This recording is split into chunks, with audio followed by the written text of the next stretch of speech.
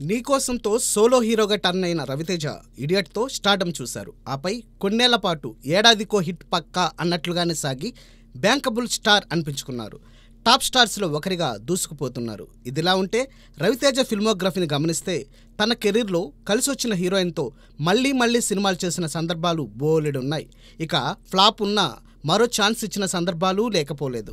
అలా మహేశ్వరి, సంగవి, సంగీత, కళ్యాణి, శ్రియా, ఇలియానా, చార్మి, అనుష్క, నయనతార, కాజల్, తాప్సీ, రిచా గంగోపాధ్యాయ్, దీక్షా సేత్, శృతి హాసన్, రాశీ ఖన్నా ఇలా పలువురు కథానాయకులతో 2 అంతకు మించి సినిమాల్లో ఆన్ స్క్రీన్ రొమాన్స్ చేశారు రవితేజ.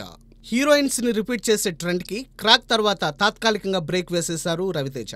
క్రాక్లో శృతి హాసన్తో సెకండ్ టైం రొమాన్స్ చేసిన రవితేజ ఆ తరువాత Khiladi, Ramarao on duty, Dhamaka, Waltair Veerayya, Ravanasura, Tiger Nageswara Rao చిత్రాల్లో ఫ్రెష్ కాంబినేషన్స్ పైనే ఫోకస్ పెట్టారు.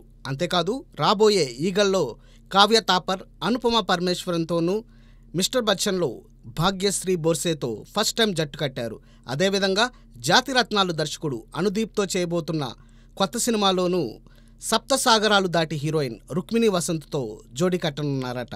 అంటే వరుసగా 9 చిత్రాల్లో ఫ్రెష్ కాంబోస్కే రవితేజ ఓటేశారన్నమాట.